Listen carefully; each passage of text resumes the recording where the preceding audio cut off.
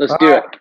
all right. Welcome everybody to another episode of Grind My Gears. I have a very special guest today, and he's an amazing person. But before I get to him, log on to www.ashtondarimma.com, and we got the new line, the Dilfbod shirts. Hold on, let me move this mic. Dilfbod. We got the new Yeah. line out. Just released Dilfbod. I'm starting a new movement. It's not only about MILFs anymore. It's about DILFs. I'm a dad, and let's do it. So if you log on to www.ashtondarimma.com, get your new Dilfbod shirt. Use discount code DILF and get yourself. I'm in. Count me in, man. I need one. And Professor Bruckman, or Justin Bruckman, as other people know him. I know him as Professor Bruckman because in the Thanks, man. martial arts community, we are respectful. How's it going, Professor? I'm good, man. Life is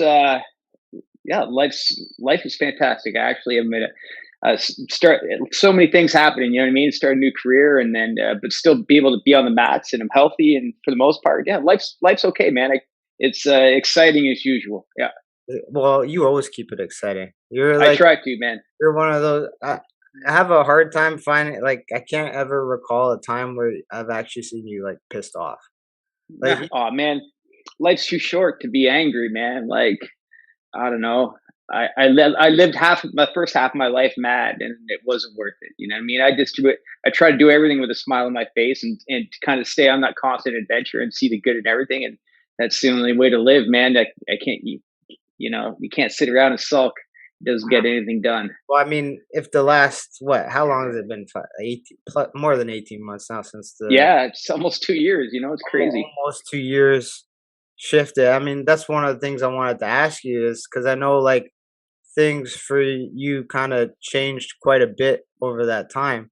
So hmm how like I know COVID's like a fucked up time, but how has it kind of shifted or changed your perspective on life? um, man, it's in so many different ways. It's really sad to see the divide in people. It really shows the ugly side of people, but at the same time, it's really shown it. Man, how kind people can be. You know what I mean? And it really has like yeah, COVID's thrown the gas on the human race, man. You get to find out who the good and who the bad are really easily now. You Yeah, know what I yeah, mean? And and it's it, quite it's obvious. Like now, I mean, it's quite obvious when you just simply just turn on your phone. You can kind of see yeah, what's it shows people. It's sad because the internet is makes everything so much. It's just a goddamn mess. But it really did show people's true colors and at their ugly sides. But like I said, that to it really did bring out the best in people, man. I've seen so much kindness from people, you know what I mean? And people, as much as it's driven people apart, you see people really step up to help each other too. So, yeah. there's that side to it as well. So, I mean, the martial arts community in specific suffered a lot during this time. oh, Mainly, yeah. I mean, I don't want to get into all the political bullshit because we all know that, but it was like mainly because martial arts got lumped in with the fitness industry, basically. When Yeah. it's a part of fitness, but like you know what I mean. It got lumped into that danger zone, and like the government's sort of like blacklisted it to put. Yeah. But I don't think they really had a choice. You know what I mean? Whereas like maybe the fitness industry and the martial arts we know the difference, but it really like going to the gym and that fitness industry and it's just as important to people as martial arts is to us. Yeah, You know what I mean? That's their therapy as well. So they really, from the political standpoint, they had no choice but to lump us kind of all in together, man. Like it is, you're going in there and sweating all over each other and like in crowded spaces and whatever. So from that kind of, I guess, scientific point of view, like why wouldn't they put us in the same thing? But but yeah. the whole thing is a goddamn mess, right? Yeah, so So it's yeah, and like obviously you started this new venture, right? But like mhm. I wanted to tell you before, like when you put out that message that Bruckman's MMA was going to be closing down temporarily, or like we'll get to that, but that one really hurt me a lot, right? Because Yeah, I used to drive out there long drives to make it there, and it was such a great experience. I loved coming to your place. So when that one when you said you were to do that, it really hit hard, and I think it hit a lot of other people hard because I think that's when we knew that this was kind of real. You know what I mean? yeah. It affects a lot of people, and that one really hit everybody a lot hard because once you said that, and I would go to the gym, and people like, oh man, Professor Bruckman's place, right? So, I mean, what led to that decision for you? Uh, it was a lot of there was a lot of factors, like good and bad for that. Like man, I've had the most amazing career and job in martial arts. Like I've done more than most people will ever will get to experience in this job. Like in my generation and Omar and everyone else, like we made this job up, you know, and it Yeah, didn't even yeah, I know. exist before us, really. And but it's hard, man. It's hard. It's hard physically and emotionally. You invest so much into the job and the people, and a lot of us we're just not businessmen to begin with. You know what I mean? I was a fighter with no education, and I didn't know what else to do, but I knew how to fight, and I knew how to. I learned how to teach, and I learned how to run the business side, a little bit of things, but I was never really good at that part, and it was that became very very stressful over the years, especially when COVID hit. We really had to start crunching numbers, and that Yeah, wasn't my strong point. And emotionally dealing with all these people and relationships and coaching and just mentoring, it gets exhausting for the amount of money you're paid to do.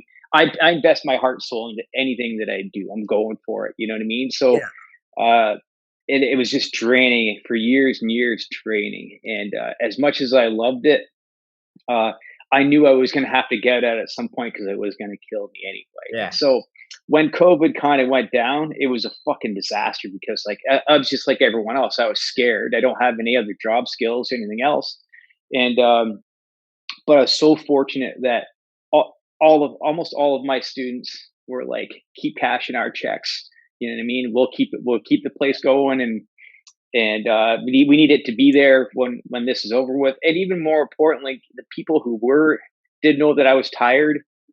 They're like, just take the money until you decide what you want to do. You've done enough, yeah, right? So now I was like, oh man, but so hundreds of people gave me the opportunity to like sit back and really, you know, reassess my life and figure out what I want to do. And so it was a combination of like COVID crushed, you know, decimated the industry sort of thing, and I was a little bit tired and worn out anyway. So if COVID hadn't have come and these things happened, I never would have. I'd still be doing the same grind. You know what I mean? I never would have taken the chance to do something. So in a way, it made me.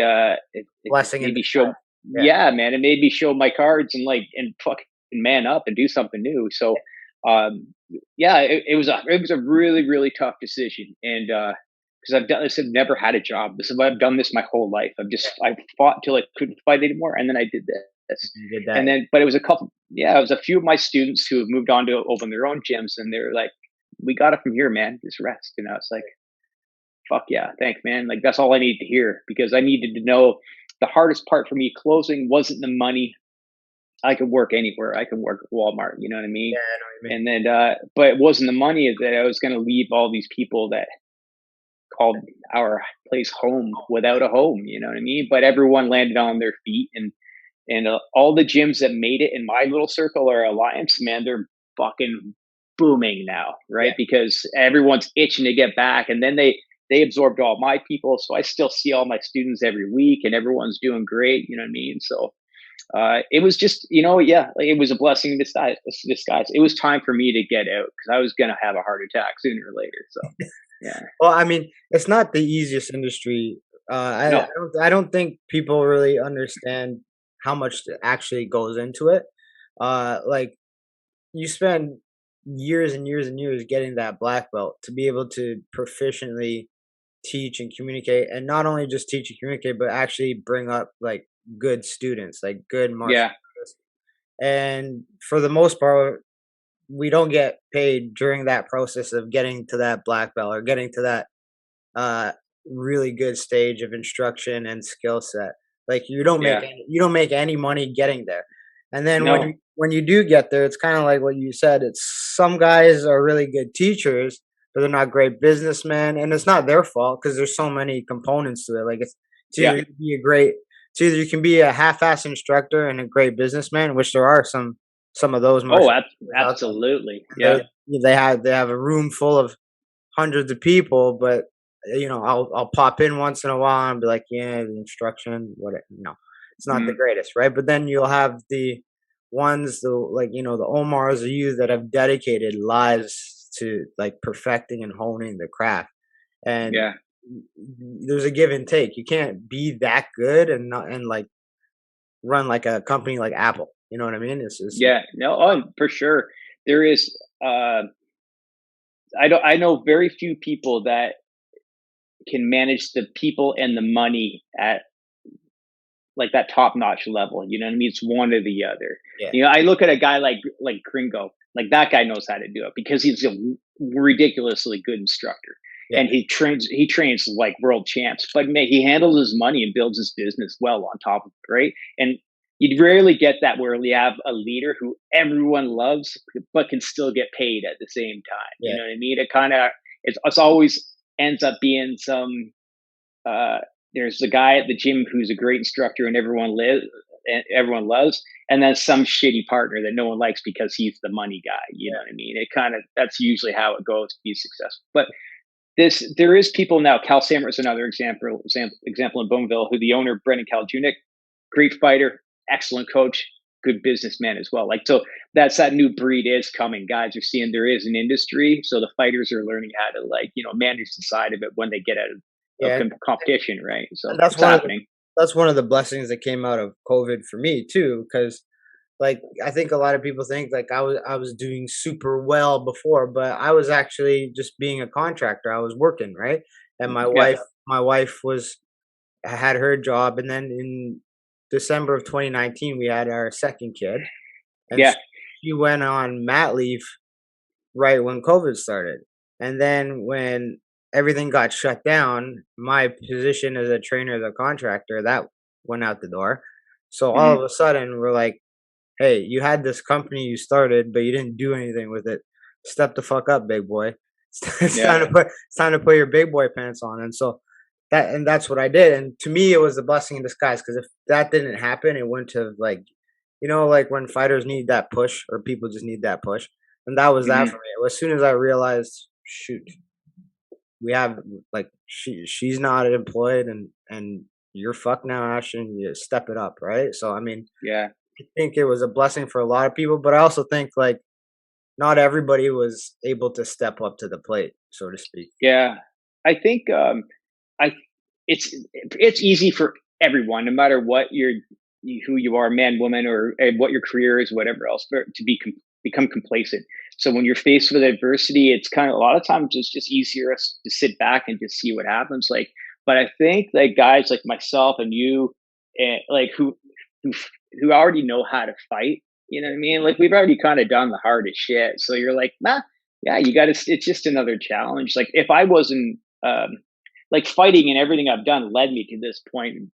But but at the same time, if I didn't learn all those skills first, if I had met this fork in the road in my life without all the skills I learned, in the trenches, I would have probably fucking crumbled. You know what I Yeah. mean? Like, so what do you get, man? You've been locked in a cage with a dude trying to fucking bite your face off. Like, what's the worst that's gonna happen now? I You tell know what that I to a lot mean? of people because they'll be like, because sometimes like when shitty thing after shitty thing after shitty thing happens, and like most people will be like, oh, this is terrible, my life sucks. A lot of the time I'll be like, ah, whatever, and they're like, how can you have that attitude? And I'm like, and I'll say, to me, you want to know what the worst place in life is to me? It's being in the third round, absolutely exhausted, and having a monster on top of you, full mounted, beating the fuck out of you. To me, Yeah, that's the worst place I can be on the planet. Like yeah, that is the thing I fear the most. If that's not happening to me, I can deal with it. So I yeah, mean, yeah, like, so that's the beauty of like, even if I was to never compete again, I've taken that away from the sport, where like that is the worst place that I can imagine. If I'm not there, then life is peachy. You know what I mean? Yeah, exactly. Yeah. Oh, you said to be good at what we do, you have to continuously put yourself in tough spots, Yeah, right? And so that becomes a habit. And when the tough, these things come up, then they are more manageable, right? Because you are used to being in those situations that are high stress and high pressure. You just got to come up with the answers to the questions that are thrown at you, absolutely. So what led you to this new business venture with the tattoo? right? Yeah, so I now work at unwanted laser tattoo removal in Whitby, Ontario, and um, I have a very good friend who yeah, I would say my best friend. We've been traveling and training around the world for years. He's uh, his fiance is I became very good friends with her, and she already ran a very successful salon, like clinic. They do the lashes and brows and all that weird women stuff. And they wanted she's like, I would like to add this. I'm going to start a new business that I would like to add this. Would you like to be get involved? And I'm like, that sounds amazing. And they hooked me up. We did they helped me out with the training, and she built the facility, and it's beautiful. And she literally just uh, tailor made this job for me because she knows my skills with people. You know what I mean? I'm easy to talk to. I can relate to anyone, rich or poor, man or woman. I understand tattoos. I understand the business. I understand. You know what I mean? Let's say just traveling the world and teaching for 20 years. I know how to get along with people and Yeah, make them feel safe. And I have the greatest fucking job in the world, man. yeah, that's good. I'm in my workspace right now. I'm like, I'm going to go record at work. Yeah, I can't think of anywhere I'd rather be than at work every day. It's the fucking best job in the world. and Like, yeah, I was born to do this job. that's the best thing. That's like Yeah. one of the hardest things for me because I have a lot of clients and I train a lot of people. One of the hardest things for me to like stomach sometimes is when like I ask somebody if they enjoy what they do and they're just like meh, it's a job. And I'm like, and I understand that, and I understand people have to pay the bills and stuff. But I really love like I love what I do. I love all the Mm, things that I'm doing right now. I love it. Like I have to get up. I barely get any fucking sleep. I combined with still trying to get my body back in shape to compete again. Combined with raising two fucking kids, it's a like most people would cave. But I'll yeah. wake up at 5 and I'm like, fuck, I'm tired. Oh, whatever. I love what I do. And like Yeah. that's once you get that why, it's hard to stop you. You know what I mean? Yeah. It's very few people can say they like the job, man. It's the reality of things, you know what I mean? And even with my old job, like on paper or from the outside, it looks like the greatest job in the world, but it's still hard as shit and very stressful. As much as I love it, there's always going to be components that you don't like. Anytime you have to do something for money, it's going to involve something that sucks. Like, fortunately for you and I, it's only like 10-20% sucks. The rest of it is great. Yeah, That's easy to live with, right? Where like I've had jobs where I dread, even like before my last job ended, I hated going in there every day, even though I loved it. You know what I mean? I was still like, I dread going to work. yeah, And yeah, I feel bad for people that have to live like that. You in life, you better like your fucking job. You better like your bed, and you better like your car, because that's where you spend your life. You know what I yeah, mean? Like driving back and forth to your job to pay for your bed. It's yeah, fucked up, but that's just the way the world works. yeah. And yeah, very few people can say that, they love their job. And you hear it all the time. Wow, if you love your job, you never work a day in your life. I'm like, I wish it was that easy for everyone, man. But It's not that easy, but I think it's more of the why. You know what I mean? mhm, When that dumbass alarm goes off, and you're like, "Fuck! I just want 2 more hours.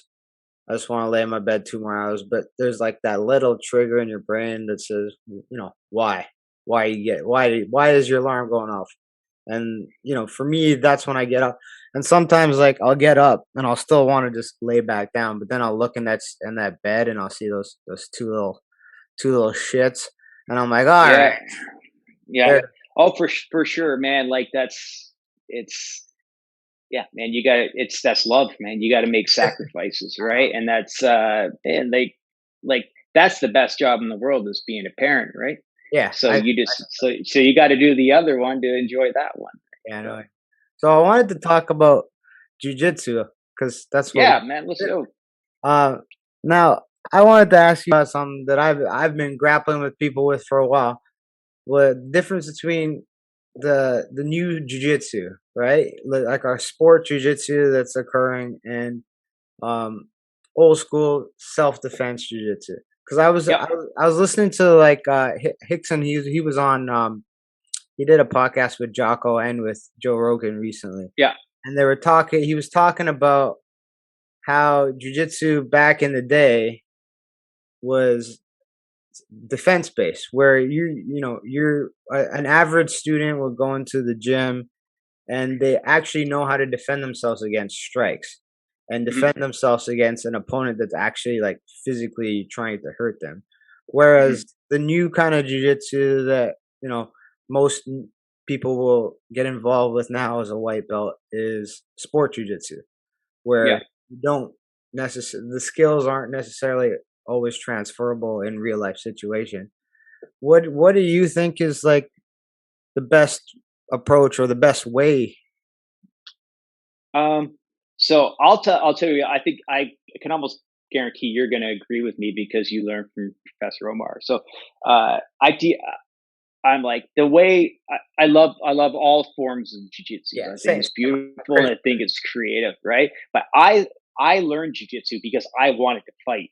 You know what I Mhm. mean? I didn't learn jujitsu to learn jujitsu. I want to do MMA, so it's just functional. Like, so the way I teach still, and the way I train still when I do train, is I go old school Brazilian jiu-jitsu self defense, like like how to defend yourself from strikes and close guard and takedowns, whatever else, and whatever. Because I find even for me when I roll with the I stick to the absolute basics. So when I do roll with these more modern guys, like these brown and purple belt like studs, Yeah. I might not beat them, but I know how to defend myself at all times. And they're going all this worm guard and invert and weird shit. I'm like, all right, but and you might take my back, but you're not going to fucking choke me because I Yeah. learned how to defend myself in a fight first, right? So I find that traditional Brazilian jiu-jitsu and self-defense training works no matter what the rule sets are. So I try to coach that Yeah. first. And you know, what I mean, now it might not win you matches, right? Because of the way the advantages and the points and the lapels and all these things work now. It might not win, but it's still very transferable. Gi, no gi, IBJJF rules. It doesn't matter, Yeah. right? So but so I still love the creative side of jujitsu. Someone said to me once, they like something they're talking about art or music and blah blah blah, and they're like, yeah, Justin, you're an artist. I'm like, I'm not an artist. They're like, yeah, you're a martial artist. Yeah. I'm like, oh yeah. I'm like, that makes sense. Like, there's real when it comes to that point. Like, how long have you done jiu-jitsu now? Like 15 years, like that. A lot long. Around that, yeah, but yeah, you're right. 14, Yeah, 14. right. So, and how many times, like, how much have you watched it evolve? You learned probably close guard, and then you started, and then eventually Eddie Bravo came along, and there's the rubber guard, and then there's and the De La Hiva, and every year, every 2 years, it changes what's popular over it, all constantly reinventing itself. Now it's some the worm and all the new lapel stuff. It's always changing, but that's what makes it fucking awesome too, Yeah, right? the So thing was with is that I was doing a lot of that shit before.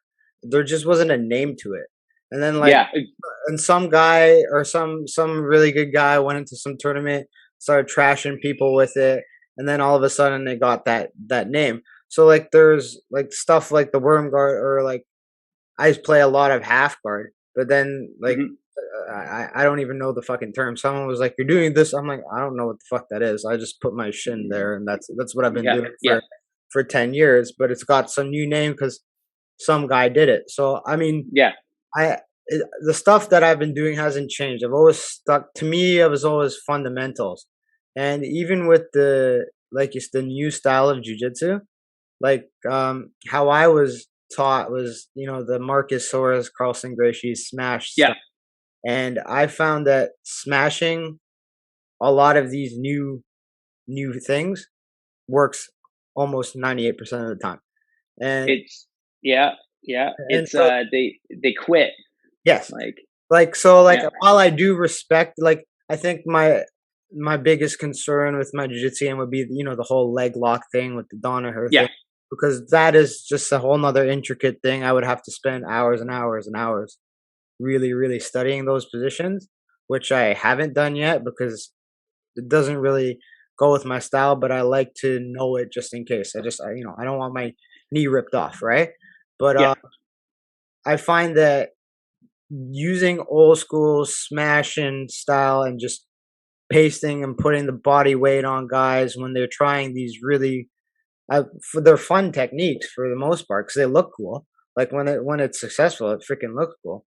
But if I smash you, it's gone, and then all of a sudden 3 minutes later, the breath increases, the energy goes down, and there goes the rubber slash worm slash I whatever the I fuck. find I find that a lot as well. Like I said earlier, like these guys with the modern style, they use that stuff.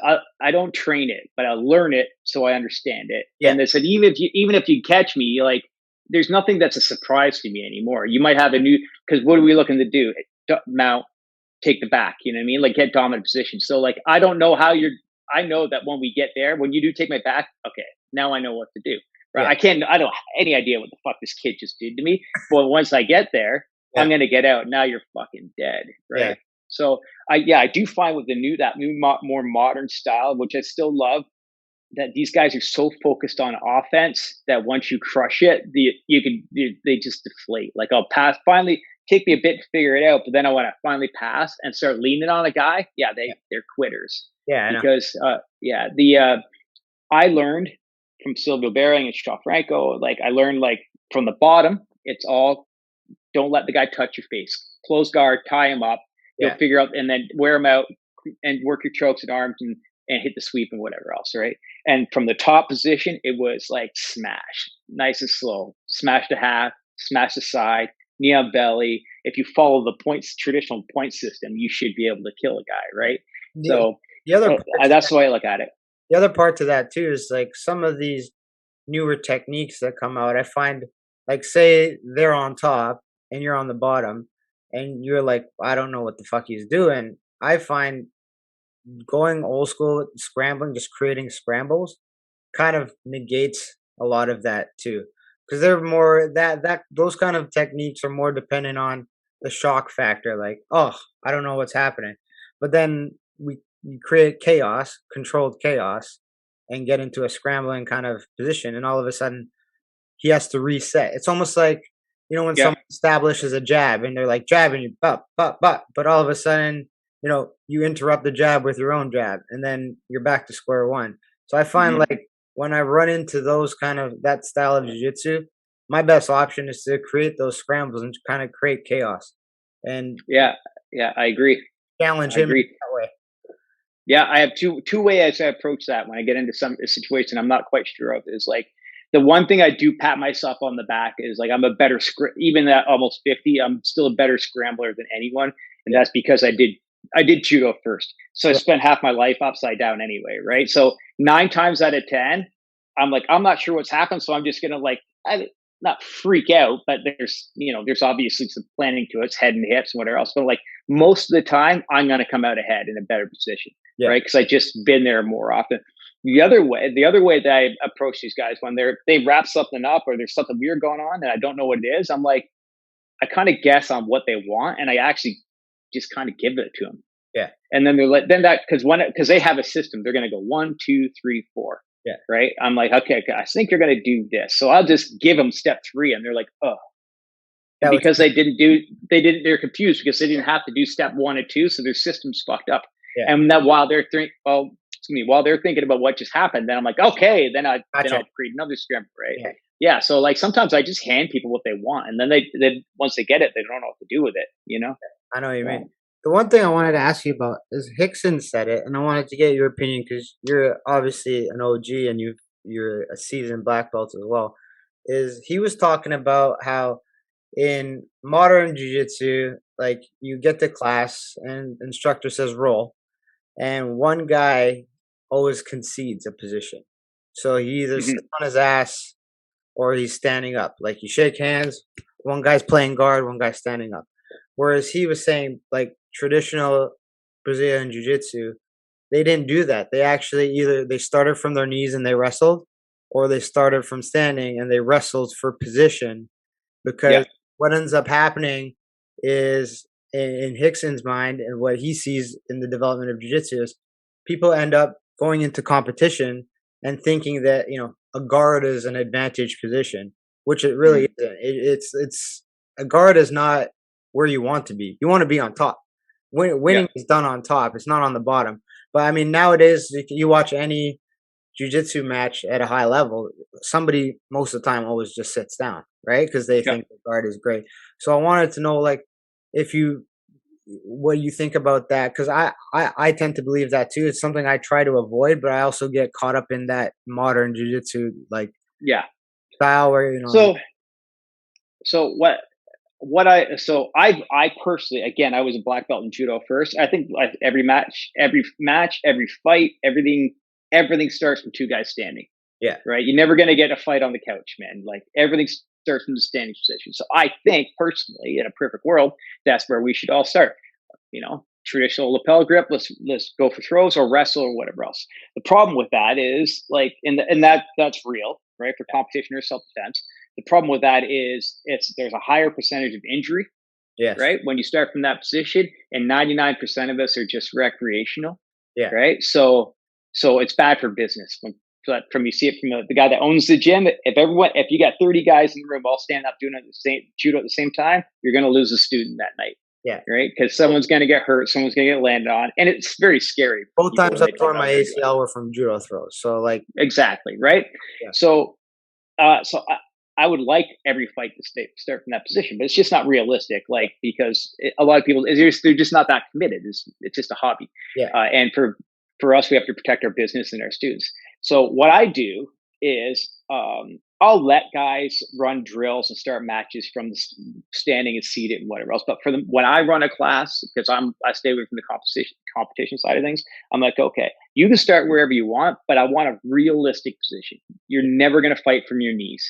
You're yeah, never going to, like, right. I'm like, I can guarantee you, no matter where you start this matchup, at some point you're going to end up a half guard. So yeah, start in half guard or right, start in mount. And start with, like, take a real position that's worth points, where that's likely to happen in a match, and that's where you start. yeah. And if you have an advanced student like a brown belt with a blue belt, I'm like, all right, brown belt. I'm like, let them have your back. Like, just start something, right? And for me, I always give the guy the dominant position because I want to work, right? So So basically, I you think, think starting in a more realistic bad position, so to speak, or mhm, than just sitting down and like letting yeah, it play. yeah, and because odds are that's good. I play the odds. I'm going to start in a position that it's probably going to happen in a match, right, or a real fight. But then, so you have to factor in that in sport jiu-jitsu, one guy up and one guy down is going to happen as well, right? Yeah, So that's also why, like, it's important to have the competition classes so guys can run those r- specific drills, right? drills. What do you think about jujitsu in the Olympics? Like Muay Thai just got approved. Karate had its first year. I'm skeptical about jiu-jitsu in the Olympics, mainly because if you look at karate's first year, wasn't successful at all. Especially when you had, I don't know if you saw the gold medal one, where Oh yeah. he got knocked out with legitimate technique, got kicked in the face, knocked out, but it was like red card, that was too aggressive, you lose. Like, and then the guy Mhm. walks on with a gold medal. So for me, because I love grappling, I love jujitsu so much, I feel like putting it on that stage might start watering it down a little bit just to make it more fan friendly. What do you think? I I I don't think so. Well, it's very possible. I don't think we'll ever go to the Olympics myself. It's not as big a sport as people think that it is. Like, if you were looking at a global scale, judo's 100 times as big as jiu-jitsu is. You know what I mean? Because every country in the world plays judo at a massive level, except for us. Um, but and even with Muay Thai, I think now they've it's been accepted at some certain level or whatever else, and it's still going to take 3, 4 more Olympics probably before they even put it in for a test run. Like, there's so much shit.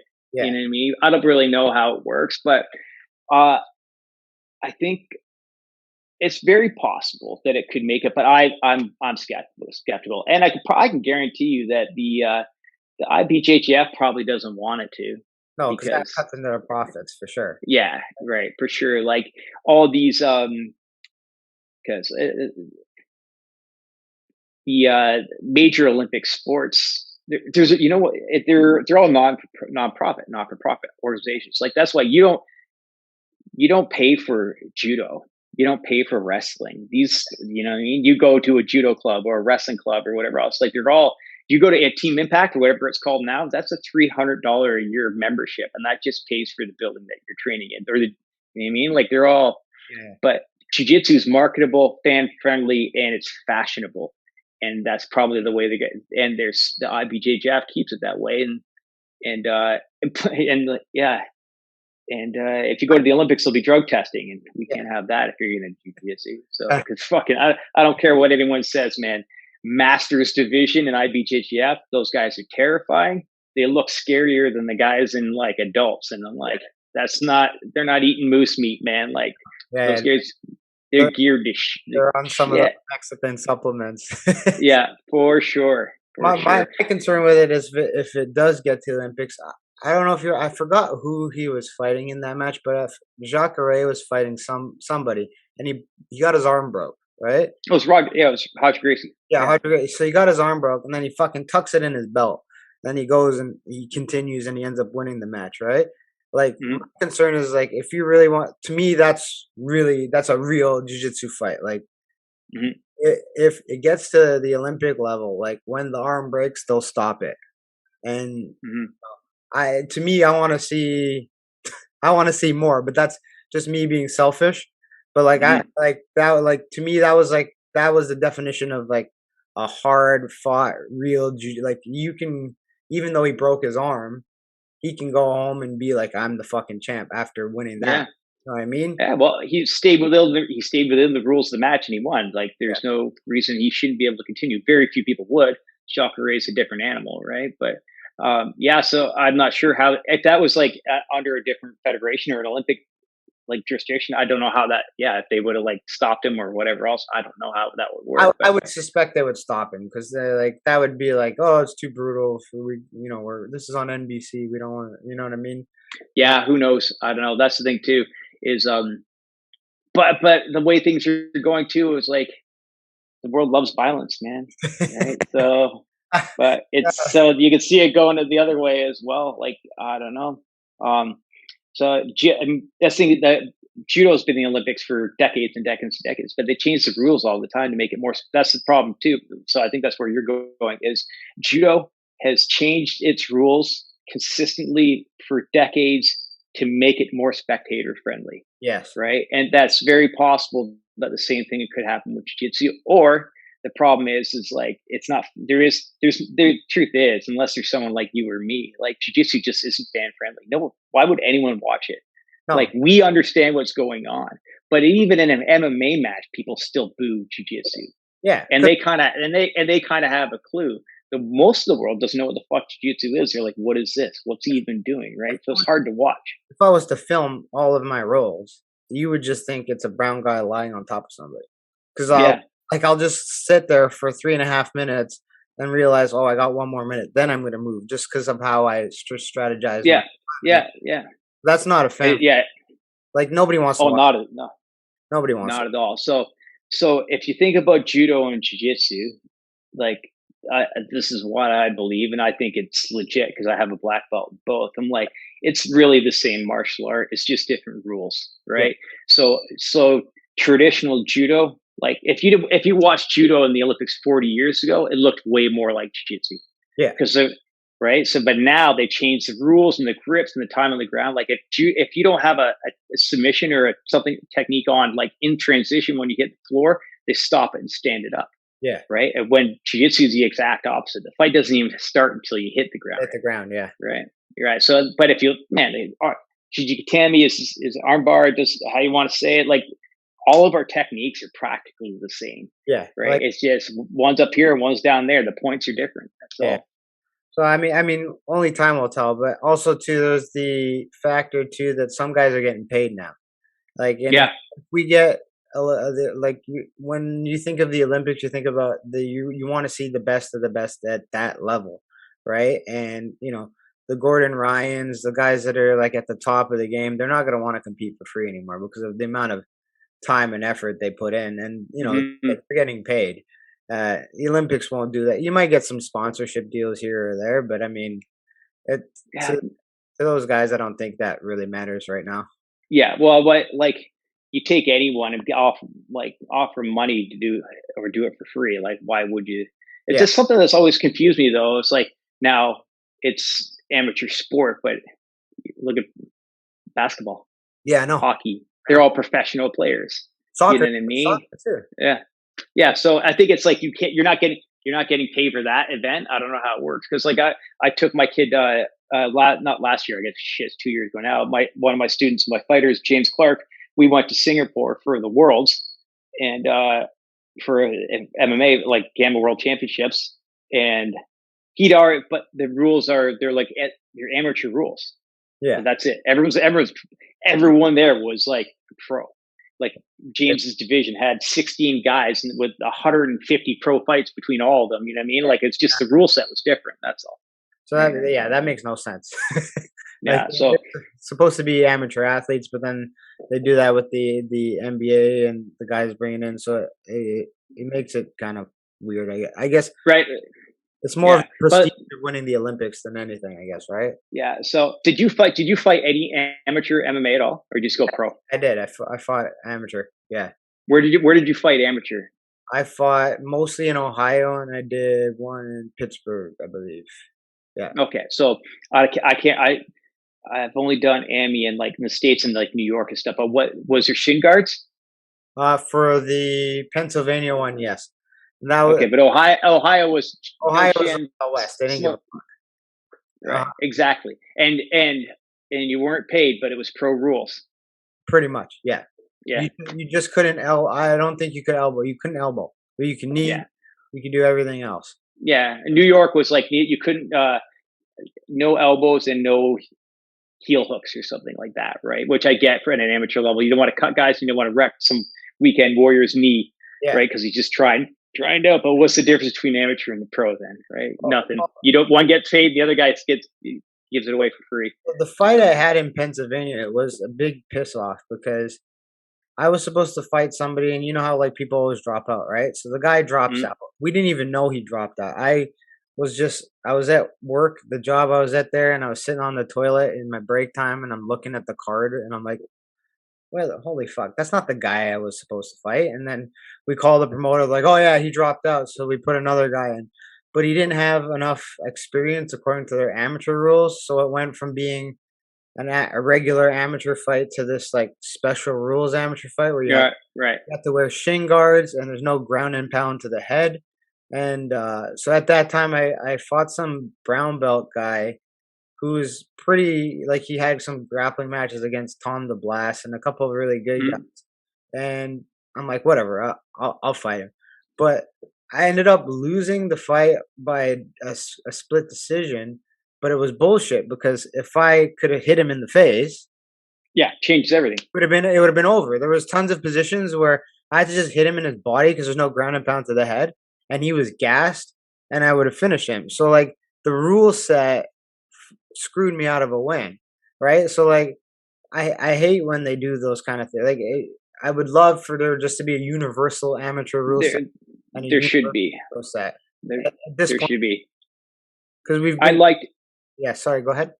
No, so that's why I like New York's amateur rules. They were like they took away the really dangerous shit, but they still put you in there with 4 ounce gloves and no shins to see if you really like. You shouldn't do any more than like 5 amateur fights. I think because like if amateurs just to decide if you want to do it or not. These guys that are just training 3 days a week and showing up on the weekends and doing it for the fuck of it, like I get it in a way, but like it's dangerous and you're taking away from the guys that really want to get it done. Yeah, So I think for amateur, like amateur or just to decide if you really want to do the work. And then after that, you find out if you're good enough to be a pro, right? If you're 0-5 as an amateur, stop.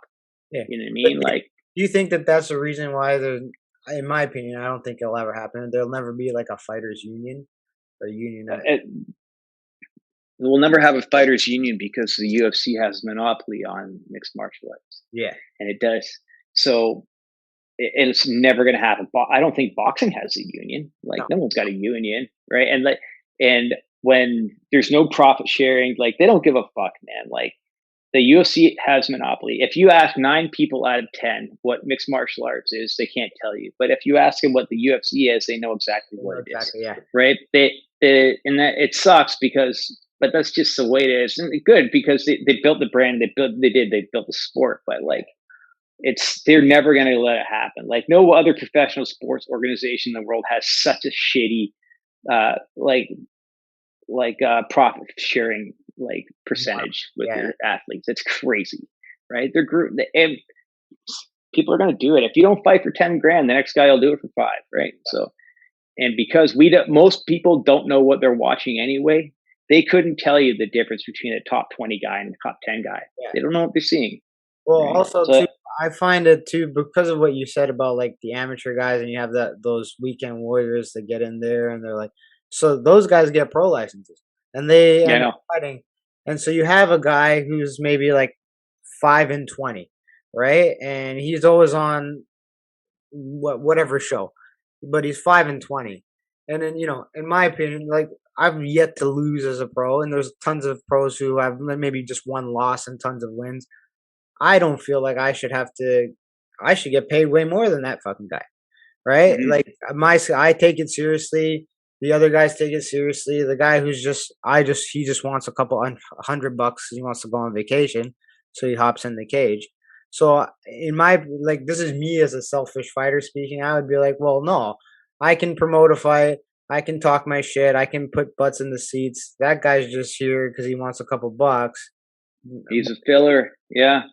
Um, yeah, that shit's hard for me to swallow, right? But there's it's always going to be the way of the world, man. Like those guys bring their own fans, and then we beat them up. I guess you know what I mean. It's just it does suck because these guys. We just fought down at B2, which is down in Kentucky, and Yeah. fucking Yep. good show. Yeah, really cool show. It's a pro am. They know how to do it. They run 50 shows a year, and they fill them up with all amateurs and the regional amateurs, and they have 3 pros on it, right? So Oh, amateurs pay for the event, and they make enough money to pay the pros. And the quality of fighters was pretty decent, and it was. But yeah, these guys all down in the Midwest and the kind of the Mid South, I had James in there. He just won he defended his championship, but when he won it, James is 6-2 as a pro, and he fought a guy with 60 fights. You know what I mean? And he winning record, yeah. right? But the guy had 60 fights. I'm like, they shouldn't even be in the same Category, basically. yeah, right. But it's just the way it is, and I don't know. It's but yeah, I guess we're saying the same thing. It's like we're pros, we're snobs. Yeah. You know what I mean? Like I'm a pro. I take this fucking seriously. I work this job 6 days a week and put everything into it. Why the fuck should you be able to even taste this glory? You know what I mean? Like, So do you think because the only way, in your opinion, is to get a fighters union is to be more stringent on get licensing for pros? I think it should be. I think it should be a lot more difficult to get a license. I know boxing is really hard to get a boxing license, Yeah. depending on the province state. But like, you got to perform as an amateur, and you have to perform in front of people who are going to give you that license, Yeah. right? Like, I never had an amateur fight. There was pro. That was it, Yeah. right? And but most states and provinces, like, you just pay your licensing fee and then you can fight. That's it, as long as you pass your meds, right? And I don't think it should be like that. I don't think you should have to be like a 20-0 amateur to be a pro, but there should be some level Uh, of skill involved in you getting out there, because it takes away from the guys who are actually pros and take it seriously. And someone's gonna fucking die, man. Like, there you how go. you letting a guy in the ring that's fucking got 2 wins and 15 losses? That guy's gonna die when Yeah. he runs into that kid who's the next fucking, like, killer, like the next St.Pierre, the next, like, he's gonna get hurt real bad, man. Yeah. And it's because there is no criteria, right? Yeah.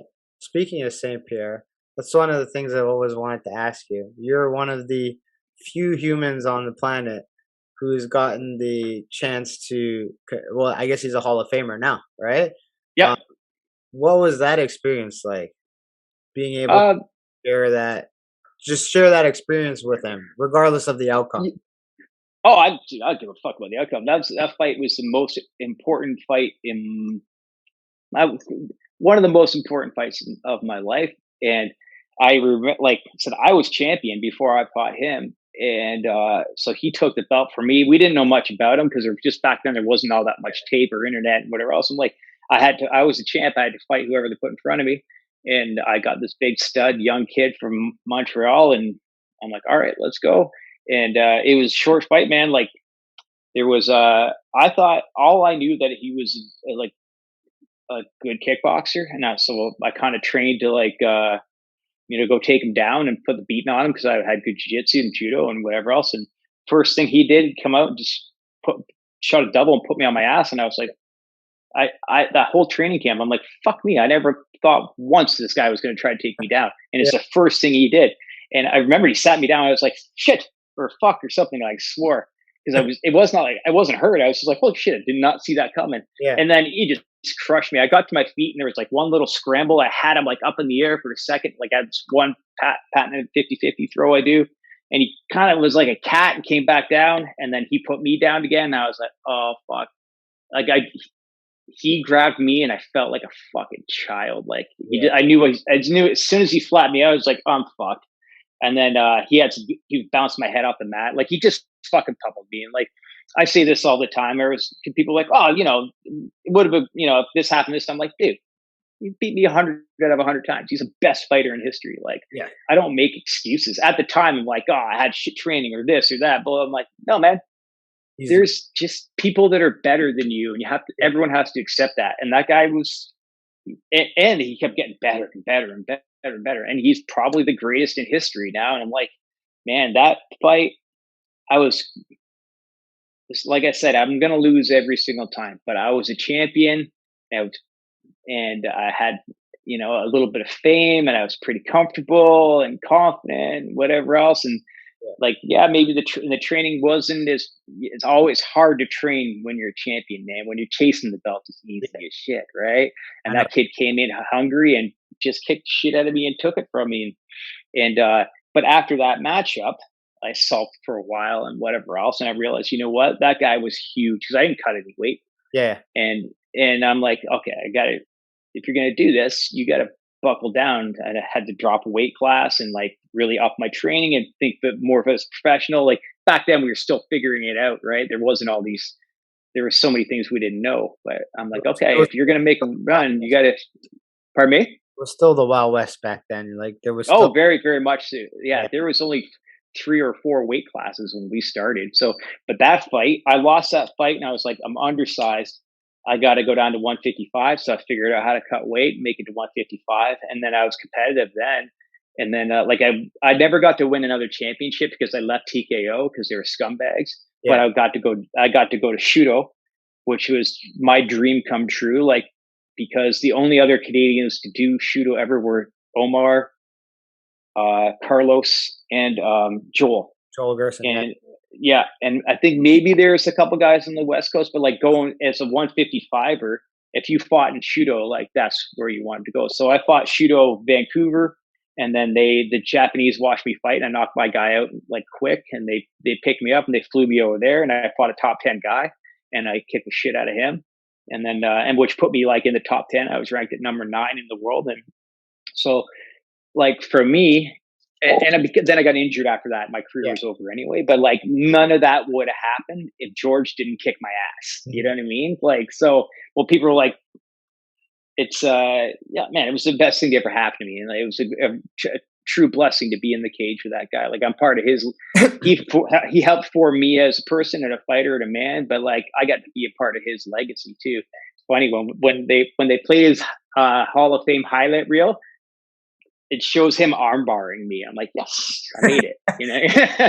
So When I did my training camp in Arizona after I tore my ACL, I bought his book to read while I was there because I knew I would have. And then he was in the book. It talked about you. I'm like, I know him. yeah, right on. Yeah, I'm like, Yeah, I know him. But yeah, he's the nicest dude in the world, man. He's such a yeah. nice, kind guy. Like he's a good dude. So But like you were saying after, like it's those losses that really bring out the man in you, so to speak. Because like yeah, um Coach Chris Bonfocal can attest to this. Like my first amateur fight, I got knocked the fuck out.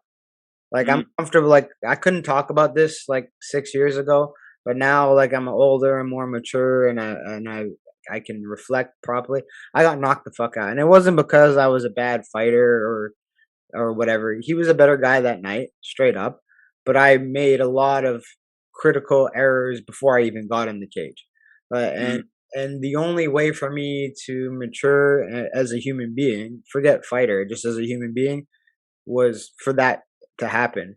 But like most people would quit after that. Like your first experience in mixed martial arts is waking up on a stretcher, right? yeah. But for me, I got home, I didn't even have a second thought. It was just, let me just heal, let me get better, and I got right back in the gym. Later on that year, I was fine. I fought and I won, and I knew, I'm like, okay, this is the kind of thing I want to do. Like mixed martial arts still scares the shit out of me. Like Oh my God, yeah. there's nothing like it's funny I say this, like it's something I don't want to do, but I have to do. Right? Even Mm, if I was to never compete again, I have to train because the craziness of the situations that scare the shit out of me. But then when I'm done, I'm like, whew, okay, come on, oh world. Yeah. yeah. Look, I can I love fighting. I'm terrified of, it. I love it. I love doing it. It's fun. yeah, and Everything about it. I tell this to everybody. Like clients ask me like, what goes through your mind when you're about to walk out? I'm like, I'm scared of shit. I'm like, I'm about to get in a fist fight. What the fuck do you think? Like my last fight Hmm. for King of the Cage, there was a whole bunch of confusion. They had the wrong tape on the gloves, and so one song was going on. They're like, "Stop!" and there's all this confusion. So then, by the time I get in the cage, I'm already cold, right? And Hmm. there's this. Here's the story about this guy. When we watched the tape, like I always make my wife watch the tape, right? And I'm like, babe, should I take this fight? And she'd be like, yeah. So I showed her the tape. She's like, Ashton, this guy's fat as shit. You can beat the shit out of him. Take the fight. When I got to the weigh-ins, the motherfucker was ripped. He had like Hmm. abs on his forehead. He was fucking just jacked, right? I'm like, Jesus Christ. And then the fight happened. Like, the ref is like, fight. This guy sprints towards me. All of a sudden, I have to be like, dude, this is real now. There's no going away. Like, but that's when the fear goes away. Like when that Yeah. moment happens, when he's running toward, like this guy literally sprinted towards me from the other side of the cage. King of the Cage is a small cage, so Oh yeah. it wasn't like I had like 6 seconds to react. I had 1 second to react and be like, Ashton, you're in a fucking fight now. Shut up and nut up, bitch. It's time to go. Right? Yeah. But up until that very moment, I'm scared of shit. Like I Yeah. just Oh man, I never had a fight where I didn't cry first. I'm like, what are you doing, man? Where's the door? And then for me, I'm like, it's not when the bell rings. It's the first collision. After the first collision, then you're cool. There's like, holy shit, holy shit, holy shit. And then as someone throws and you don't even necessarily land. It's like that first, like, okay, let's do it. And yeah, then everything just goes. Then you just go on cruise control because yeah, you've trained it, right? It just whatever happens after that happens. You just make decisions, split second decisions. But yeah, it's the first collision, and then after that, you just okay, let's just enjoy it, right? yeah. So And then it's only good for like 5 seconds after the fight.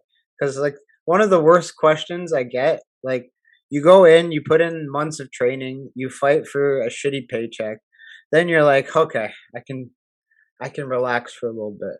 And then the first question be, when's your next fight? I'm like, I just fucking got out of there. Can I mhm. be a normal human for like 3 days before he asks me Yeah. when's my next fight? You know what I mean? Uh, I need to go into like a serious depression for about 3 4 weeks, reel myself back together, and then you can ask me that Yeah, question because yeah, like that crash afterwards is awful every time. Like I hate it, man. Like it because the high is so high, and when you're done, like you eat and drink, and you kind of feel shitty, and then like it's fighting is the only thing in my head ever in my life that makes sense to me. And then so like when I'm in there and it's happening, like I'm at peace. And yeah, then it's over, and then you're like, oh, and like I plummet like hard, man. I'm not easy to get along with after I fight. And yeah, then that's the problem with retirement is I haven't figured that part out yet, like what makes me happy afterwards, right? Because like the best part about when you're fighting is it sucks when people say, "Hey, when's your next one?" But the truth is, yeah, there's always a next yeah, one, right? It's so there's something to look forward to, and you're like, I don't know, I'm not sure, whatever else. But then you're like, I got to fight. Okay, boom, everything makes sense. yeah, It's easy to get out of bed. It's easy to eat the right things. It's easy to get on the road and hit the weights and do all the things like all that shit. Life is works easy. Everything's just easy if you have a fight. Yeah. I like I got I retired from fighting and I had and developed insomnia like overnight. Yeah. Like and then until 3 years ago, I accepted a fight in Thailand. That's what I was about to ask you. So, slept this 8 hours a night every single night for 3 months and 3 months because I knew I was going to fight. Yeah. And then I fucking then I fought and went into a crazy depression again and fucking because you got nothing to look forward to afterwards. It's What's hard. what sparked that? Like, you after all those years of being off and teaching and all that, what kind like, I know you it was like you mentioned it before when I talked to you, it was like a personal challenge you kinda wanted to do?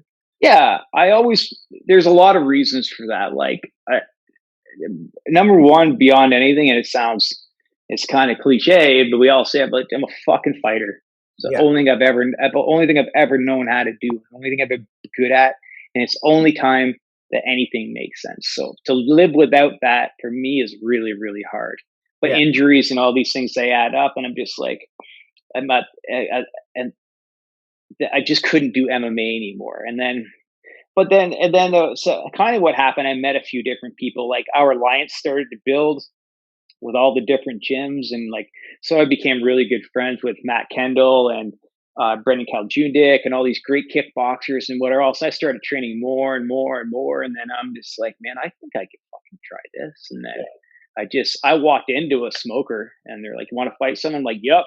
So I did a smoker one night, Yeah. and I ran a marathon. I had a marathon scheduled the next morning. I ran that too, and then there was an opportunity to come up. There was a rec MMA in Oshawa, and they're like, "Do you want to fight on this? We'll make it a like Okay. Dutch rules, like K1 rules." I'm like, we can call an exhibition. You don't need any.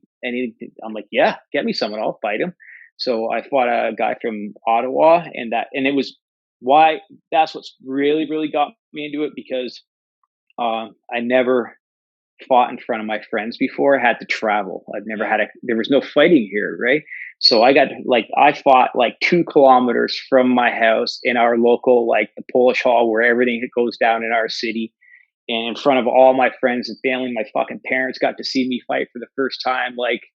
And, uh, it was an exhibition match Yeah. and it was the greatest night of my life because I got people actually finally got to see what I do, and it was something to me I love to learn. Yeah. I'm like, okay, I don't want to kick, I don't want to do kickboxing for MMA. I'm like, teach me how to kickbox. So every week I'd meet with Kendall or Brendan and like teach me how to kickbox, and I'm like, okay, now I want to go try it, right? And then I did that, and then I was talking to Jovan. He's one of my coaches, and he's over in Thailand. He's like, you want to really do one, you should probably come here. I'm like, that's the dumbest idea ever. And I was talking to Brendan, I'm like, do you want to go to Thailand? He's like, yup. I'm like, fuck it, let's do it. So same thing. I'm like, I got to do this. I got to do this. And then when I say it out loud, I'm like, we're doing it. And then that was, so I'm like, got to learn how to Thai box. And it came with a lot of limitations for me because I can't clinch. I have no neck.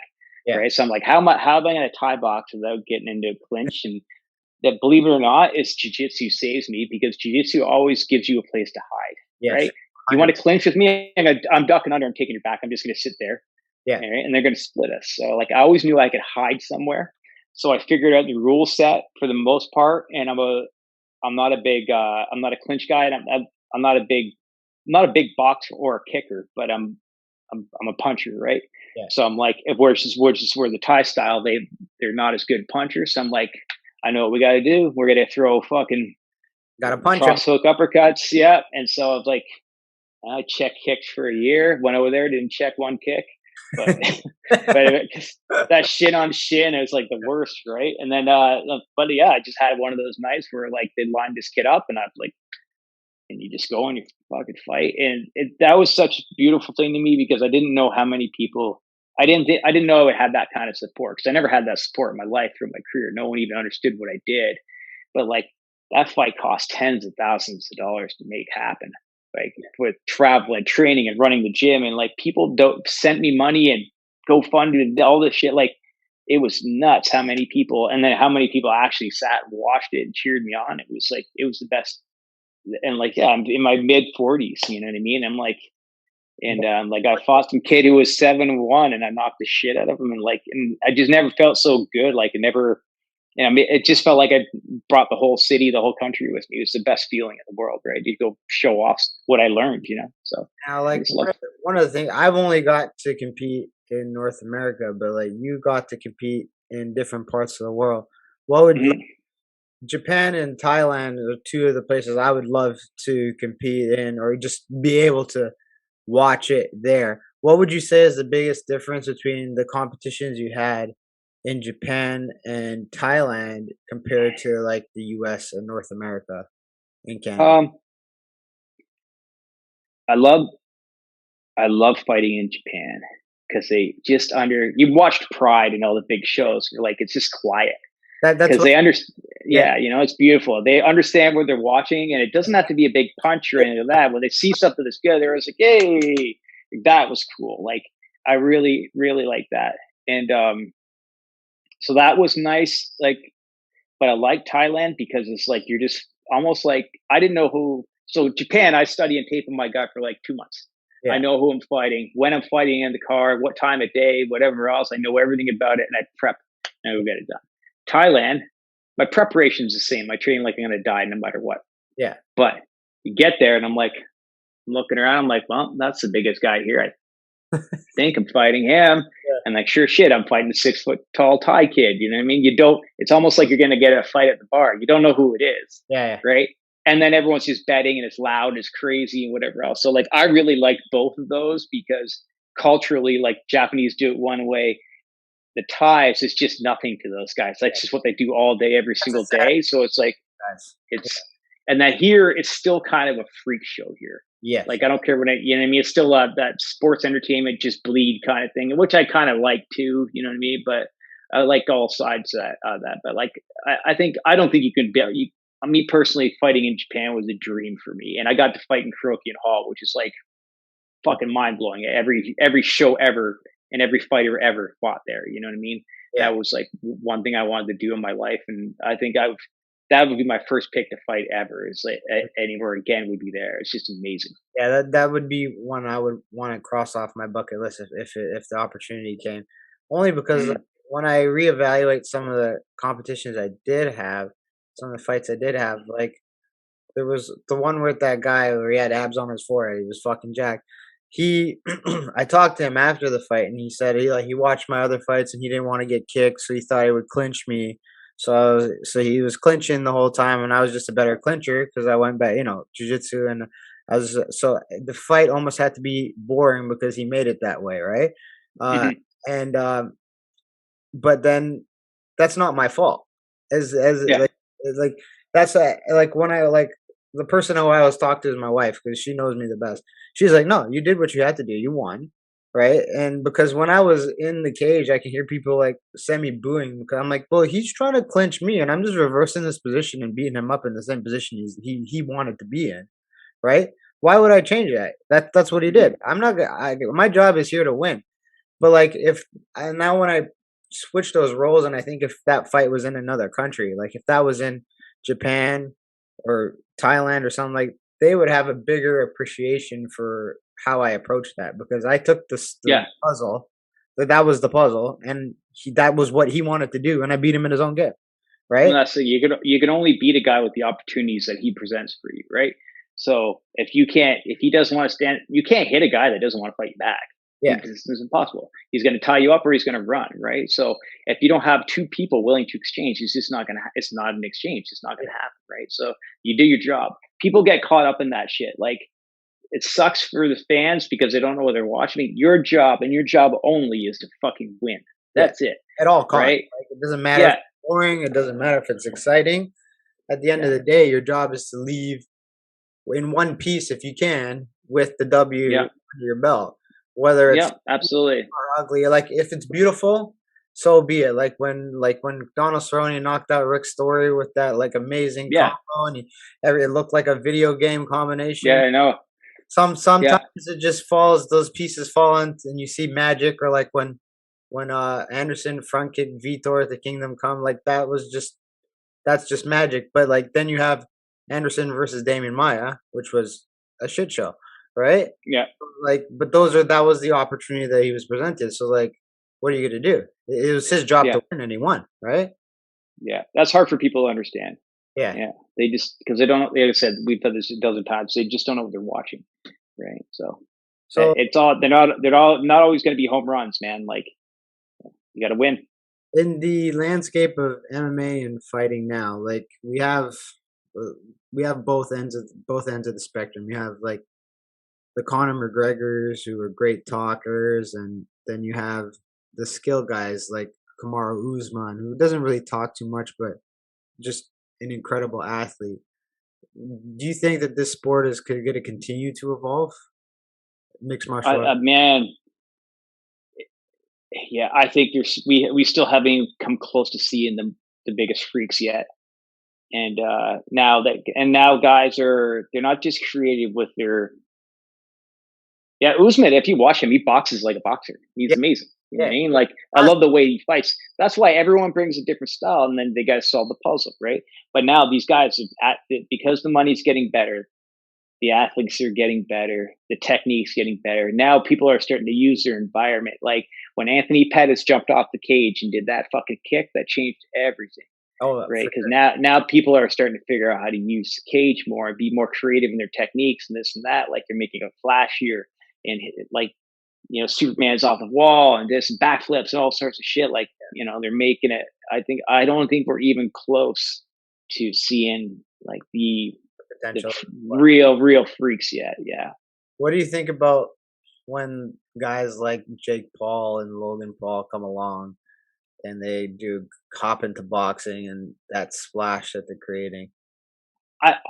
I'm okay with it now. So I have a hard time with it because I understand boxing and the elite and the amount of work that goes into it. But Yeah, and I'm like, it just what sucks is like these guys, these stars, and these people like, oh, he's a great boxer. It's like, no, he's not. But it's okay. All I look at it like this: I just want to see who wins a boxing match between Paul and Woodley. I'm not calling either one of them great boxers. yeah, Right. So, but Red, they're just going to have a boxing match to see who's better at yeah. boxing. So if you got to stop looking at it like it's just like it's actually boxing. You just look at it like who would win in a boxing match, right? People were like, "Oh, he's got really good jiu-jitsu. He's got really good wrestling." I'm like, I wonder who would win in a boxing match. That's all. You know Yeah. what I mean? So I'm like, who would win between this guy and this guy? Like, of course, if he fights anyone good, he's gonna get fucking lynched. Yeah. He's a decent boxer. The kid, all he does is train with world class boxers. Of course, Yeah. he's gonna be good, He's a right? good athlete, and I don't hate him for what he's done. Like, if you can make money because Yeah, the doing what he opportunity, likes to do. yeah, the opportunity might not be there in 3 years. Like, so Yeah, who knows what's gonna happen in life? You might get hurt, or just life might take you in another direction. So, I'm yeah. not hating But on. they're raising the bar financially for people, Yeah, right? So now people are like, this fucking YouTube star isn't even a very good boxer, and he's getting paid this much money. That actually gives us a little bit more bargaining power, leverage. right? Yeah, Of course, he's bringing the viewers, right? You can't argue with that, right? So of course he's going to get paid more money, but it really does up the scale for guys who are actually pros. And like I said, it's just sports entertainment. Doesn't matter if it's a figure skater and a hockey player. Like, let's see who wins in a boxing match. That's all. It's just putting a rule set in between two different dudes and be like, try this and let's see who wins. my Right. my only concern is that it might set like a dangerous precedent to some other people, like that anybody can just do it at that level. That's the problem, right? You see these little things popping up now, and guys are getting hurt real bad. Yeah, Like Paul knocked out that basketball player, and like there's guys again going back to the getting a professional boxing license, right? Like you shouldn't. There's he got should to be more have got a license. stipulations. Yeah, there's no way that Yeah, guy should have got a license. What was it, Nate Robinson or whatever the hell? yeah, yeah. There's He almost died. no, yeah, like that to me, that was criminal because when that happened, that you could get like people die in that fucking ring, like that you Hmm. could die in there, and like to put somebody with what maybe like 1 year of experience in there because some YouTube star wants to beat him up. To me, that's irresponsible on the commission's part. I get the I, money. bel- I I agree. I agree, and that's why you're going to see a lot of these fights take place in states with real laxed Yeah. commissions, right? Well, So there's quite a few of those around there, right? yeah, oh, the U.S. is crazy like that, Well, right? I think that fight might have been in Ohio or something like that. Yeah, But yeah, it was. It was I fought Cleveland. in Yeah, Ohio. Ohio's like I fought in a barn in Ohio. Like that's like yeah. they sanction shit in a barn. Like my music was playing and I was outside the barn peeing because I have to pee. I get nervous bladder, so I always have to pee before a fight, and it's not real pee. But like they're like, Ashton, get back in the barn. You got to fight. I'm like, okay, fine, okay. Let me go. We did the same thing. We fought in a place called Hicksville, Ohio, and it was in like yeah, a metal shed at the fairgrounds in a steel cage. It's insane. Yeah, and but Americans love that shit. Like Yep. the one thing I gotta say about well, I do love America, but the one thing I say about American fans is that they do love a Canadian fighter because Oh yeah. every time I've been down there and I've won most almost all my fights, but every time we've been down there, I talk to the fans after, like, man, we bought tickets because we knew the Americans, we knew the Canadians were coming to beat up the Americans. We wanted to see the Canadians fight. So like that's the one thing I know about Americans is they do know Canadians when they come to scrap, and they actually Yeah. they do buy tickets just to see some Canadians beat the shit out of their own guys. It's Yeah. kind of funny that they do Yeah. that all the time. It's it is fun because I was just there last weekend fighting, and it is crazy like that.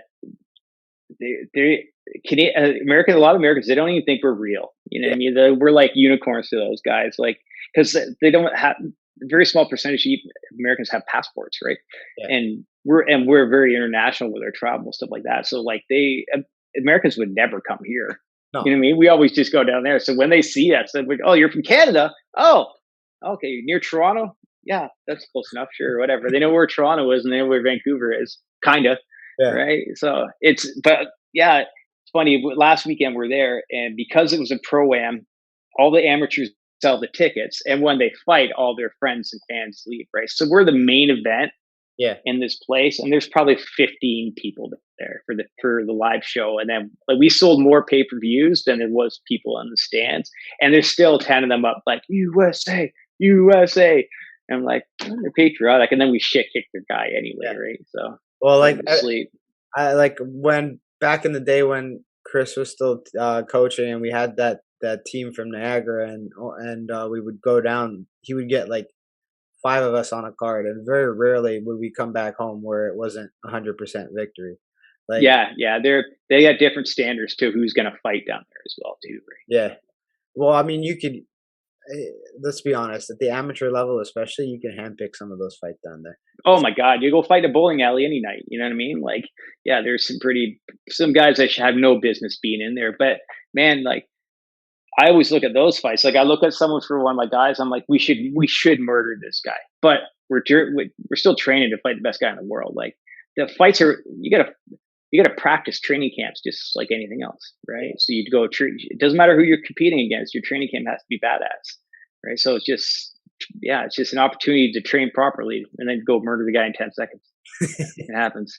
Yeah. Now, like one things I wanted to ask you is like when you when you're a young fighter and you think like you're invincible, the game's going to be around forever, and I can continue doing this for forever. And what is like something like your advice to like a younger fighter who's maybe done something in the sport, but what's your advice to like start looking to well, I wouldn't say move on, but start the transition out of it, because I think that's something Uh, a lot of guys struggle with, myself included. oh, Right? There's there's obvious signs of when you should, but I think like a lot of guys hold on to it because, like you said, it's the only thing they know for X amount of years, and it's a scary thing to think about moving on. So, like, what yeah. would be your advice to younger guys or even guys that are on the tail end that they should look out for? Yeah, and I say this line all the time to people, and it's that a fighter dies twice. So you die when you retire, and then you wait around until you die again. And Yeah, it sounds really sad. And that's how my life feels sometimes because I wasn't prepared for the end. So I think everyone that gets involved in it, said whether you're just getting going, you're in the middle, or at the peak of your career, or someone who's coming off the tail end, everyone should have a plan. And I talk about this quite a bit with my young guys. I'm like, if you have the work ethic to become a good fighter, a good athlete, a good competitor, and an entertainer, Yeah. that takes a lot of work and a lot of skill, and it takes a lot of brains. If you have all those things, you should be putting that effort into something else at the exact same time as you're competing. Yeah. Because as much as training and fighting is a 24-hour a day job, it's not. You got, you know what I mean? There's a few hours of practice a day and then eating the right things and this and that. I'm like, okay, so yeah, you could be working a dead end job to pay the bills and just so you can fight, or you could be fucking hauling ass, getting a trade done, going to school, doing all the right choices. So when your career does wind down, you're already sitting on a career. You know what I mean? You're not looking for what to do next. Like I said, if you have the work ethic and the skill to be good at this, you have it to be good at anything. Yeah. So you really should be like, from the moment you get going, you should be planning for what's afterwards. Because no matter how good you are, if you're the elite in the world, it ends. And it could end tomorrow on the mats when you hurt your knee, or you Yeah. get knocked out in practice, or something bad happens. It could end any day. So you need to, from the moment you decide you want to do it for real, you need to be planning something else at the same time. Like I said, get an education, invest your money properly, do a trade. It doesn't matter. Be planning for the future, because let's say even if you crack the top 10 or become world champion, it's going to stop. The money's going to stop coming in. So Yeah. you gotta, and you don't want to. Listen, the end of my career, I thought I was invincible. The end of my career kind of came as a surprise because I hurt my neck really bad, and Yeah. I was just lost after that. Fortunately, I had my gym started already, and it just kind of started growing. But like I understand that feeling, and I wasn't done yet. And like that's the problem with fighting, is like the thrill is so amazing Yeah. that it's so hard to let go of. So you get cut from a big show, you go back to the regionals, keep trying to get back there, chasing the dragon, and like it hardly ever happens, right? That's why you never see anyone go out on top, Yeah. right? You can only think of a couple people that have done it. Everyone else falls off. They try to get it back, and eventually they're just, That's why I they hope. disappear. Why I hope Khabib never comes back. I hope He he. won't. I don't believe he will. I hope he's the example for some people, where like achieve the pinnacle of your profession and then call it a day. Yeah, Because yeah. and it's funny that you gave that advice, because my strength and conditioning coach said the same thing to me.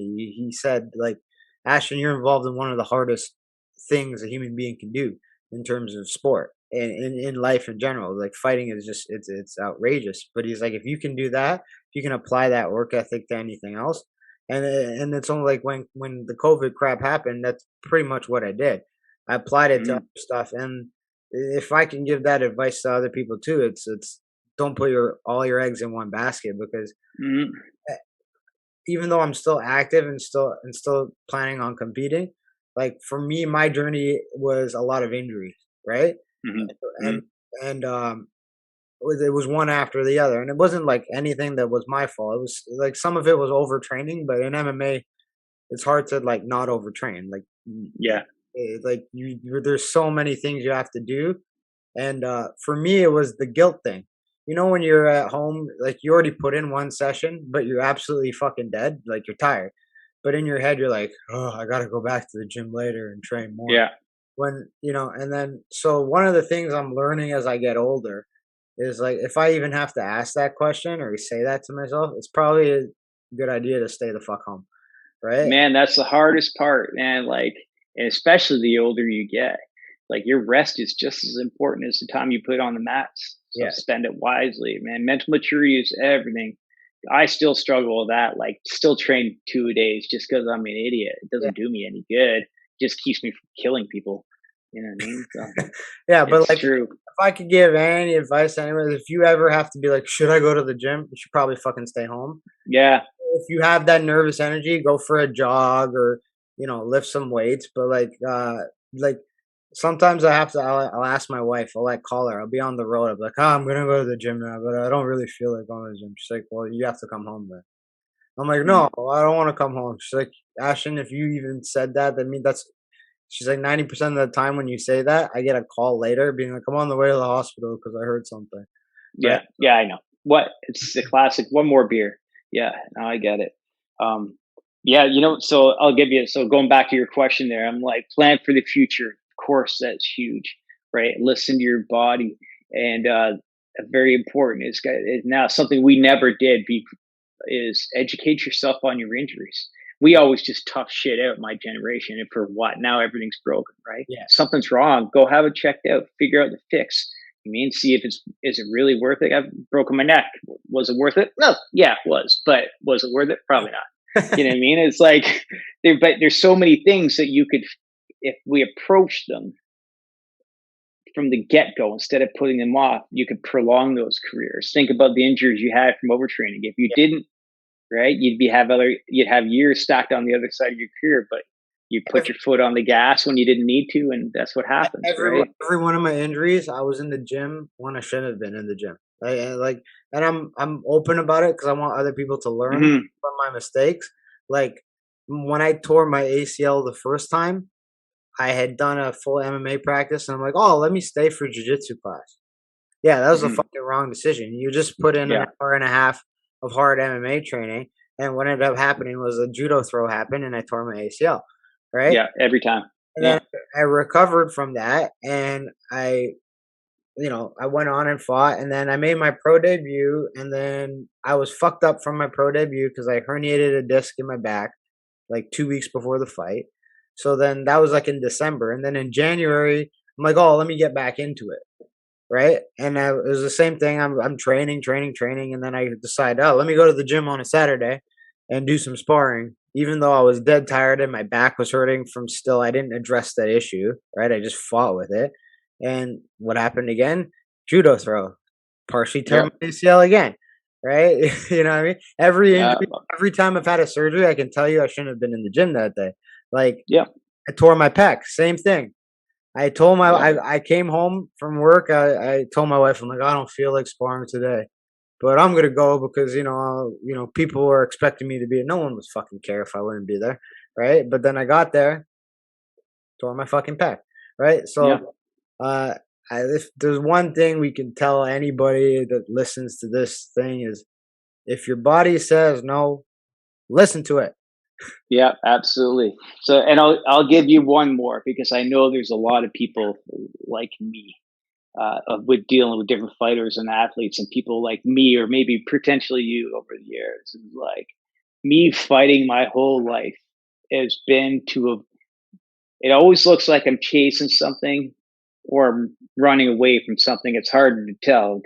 But a lot of people like me, we get into this fighting and whatever else is because we're running, and because of, for me it was because I had traumatic experiences as a child, Yeah, and some bad shit happened to me throughout my childhood and all sorts of different things, and I've suffered from PTSD for many years, and martial arts and fighting and everything else has always been my escape for that, right? And fighting it is what made things where it's calm for me and where it's relaxed. And like I said, we, like any drug, we use it to escape from escape. Yeah, things from our past, right?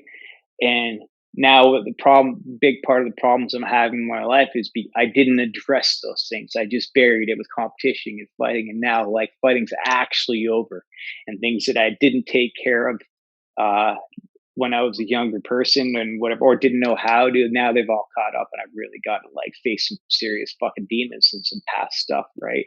And I think that that's one of those things. Just like injuries, man, we really got to like learn to address these problems, injuries, like whether it's external or internal. You gotta like look at your life and fix yourself as a man or a woman, because you can't run from shit forever, right?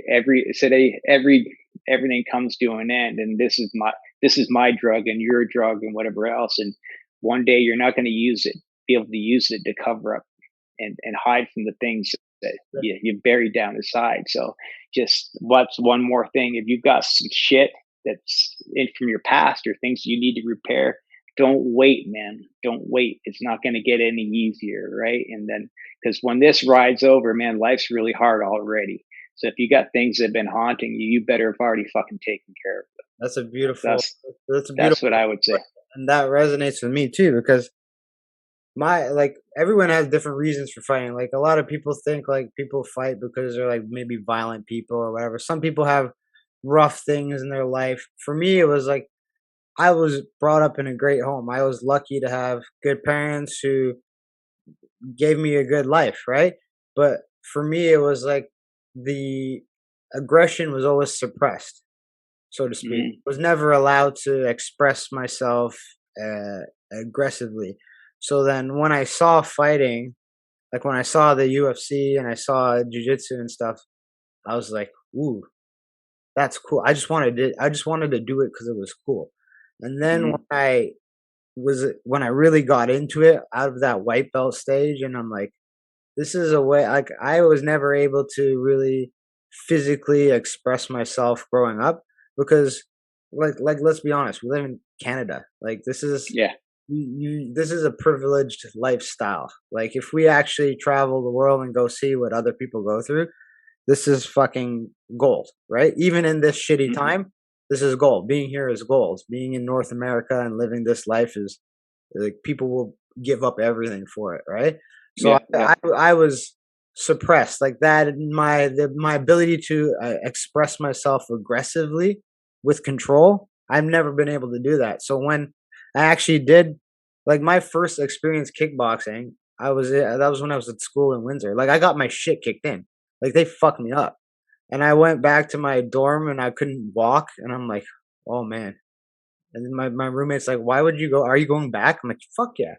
Like that was like when you get like I've never been hit in my life, and I got hit, and like my head was hurting. I couldn't walk because my leg was Charlie horse. For me, I'm like, I need to learn how to express myself like that, not like a violent person on the street, but like in control. So for me, that's what fighting is, and like Hmm. those were my demons that I had, and now that I've done this and I've competed in this sport, and to me like that's why I go to the gym, right? Yeah. I don't go to the gym because I love exercise that much. I do, but like I go to the gym because I get to express that aggression and I express that part of me in a very nice, controlled manner so that I can be a good fucking human outside of the Yeah. world, right? Yeah. Because No, I get it. Yeah. if you don't do that, if you don't find those things that express those things, that's when you do stupid shit. And that, Yeah. you Oh know, yeah, for sure. It's easy to go. Yeah, it's an outlet for so many. That's why jujitsu is important for people. You can get out there and burn that off without really being, that kind of fighter or being aggressive. Like me growing up, I was the other way, man. I fought my whole life. Like my whole life, I've been fighter. Like yeah, man. And just growing up angry and scared. You know what I mean? So I fought tooth and nail since I was just a tiny little kid, and then I saw the opportunity, like, to actually train and put it to use. Like, that's what changed my life because I could always fight, like, just fucking good at it. And then, but I didn't know how to do it. You know what I mean? Like, I didn't know the actual skill. I just knew I fucking hit hard, upend guys easily. I just naturally can do it. I'd take the biggest fucking guy, and I'm like, all right, well, I got this guy, right? And then someone showed me the technique behind it, whatever else, and then it calmed me as a person. It made me a better person, and I'm like, now as I have a couple fighters on my roster, I'm like they're like me and they're mad and they're, you know what I mean, they had shitty childhoods or whatever else, all these things, and I can relate to them. And I'm like, fighting is what keeps these guys from fighting and getting in trouble, right? Like it's that thing. And like, yeah, it was the greatest gift I've ever received was just someone giving me a gi and putting me on the mats, because there's no question in my mind I would have died if I didn't find it. yeah, It's like, you know what I mean? This, I've been to a lot of funerals, and that and and it easily could have been me. I could have been, like, if I never left my hometown and took a chance. But I wasn't even taking a chance. I had nothing to lose. I just did this, and it worked out. It was the last 20 years of my life has been a fucking dream, man. yeah, I've been to 35 fucking countries. I've been all over the world. I fought the best guys, and you know what I mean. I've eaten in the nicest restaurants. I've flown first class, and I've done all these amazing things that I didn't even know were possible. And so all because I can fucking 'Cause you can throw some punches. Yeah, I can take one and give one. But I think even more importantly, what put me in that position is I used all my experience and knowledge and is to give back to other people in the end. And I think this finally and it turned around and it kind of gave me what I got now in my life. You know what I mean? Like I want other people to get the gift that I got. That's Like and you know what I mean? That's why I learned. I fighting saved my life. It's ridiculous, but it really did. I'm like, so I got to make sure that I can share that with other people because there's other people out there like me, man. It's just what we know how to do. Just got to learn how to control it and make it work for you. before we wrap this up, I want to ask you one thing. I like to ask all the OGs this because their experience, you guys' experience, far outweighs mine. But like, in your opinion, what is the one trait, like one trait that you take into a competition or a fight or just on the mats that sets you apart from everybody else? Like, what was the one thing that I have over everybody? For me, I don't know if I can nail one thing down. It depends on the like it competition or a fight. I'm ready to fucking die, man. Yeah, Ready to die. I'll kill you. I don't want. It's weird because I don't want to hurt anyone. I'm not that guy. I'm not malicious. But if you and I were to fight, I'm like, thank you for the opportunity. I hope we both go home safe to our families. yeah, But I'm gonna fucking kill you before I let you kill me. That's just it. I don't want to hurt you. I want you to stop. That's it. yeah. And that I have that mentality when it comes to competition and life and whatever else. But the other thing, I think what separates me more than anyone else, and I think you've been around me and you know it, and you've seen what I helped build and whatever else. I'm like, man, I, I'm very introverted. I don't like being around people very much. You'd never know it because of what I do. But Yeah, I'm like, but I really do like people, and I want everyone around me to be better. So I'll do whatever I got to do to make everyone else better around me, and make them feel better and perform better and be better people. I just want the world to be a better place than when I found it. So I have to put into the world like the only way I know how to make that possible is use what was given to me, and that was to fight. So if I can teach other people to fight and hopefully put them on the path and give them the same skills that I got, then I'm gonna leave the world better than when I fucking got here. there That's you all. go. That's beautiful, Professor. It's beautiful. Thank you. Thank Anyway, you. thank you for your time, Professor. No problem, man. It's That a was pleasure, bud. learn so much from you guys every time I talk to you, and I can't wait to get back on the mats with you and just We will soon. We yeah. will soon. We got some really awesome stuff happening out this way. So when you're ready to get back to it and you're healthy, you let me know and I'll tell you where to be. All right. Well, we'll talk off air, and I'll. You got it, man. I You got thank it. you everybody for joining us for another episode of Grind My Gears. Don't forget to fucking subscribe and like. Everybody's like, oh, your show's good. I enjoy your podcast. Then fucking show some love. Subscribe, share. Stop being assholes. It's fucking easy. Just click the button, please. You got it. Thank you. Hey, and Yep. yeah, check out. Please follow me on Instagram. It's at Unwanted LTR.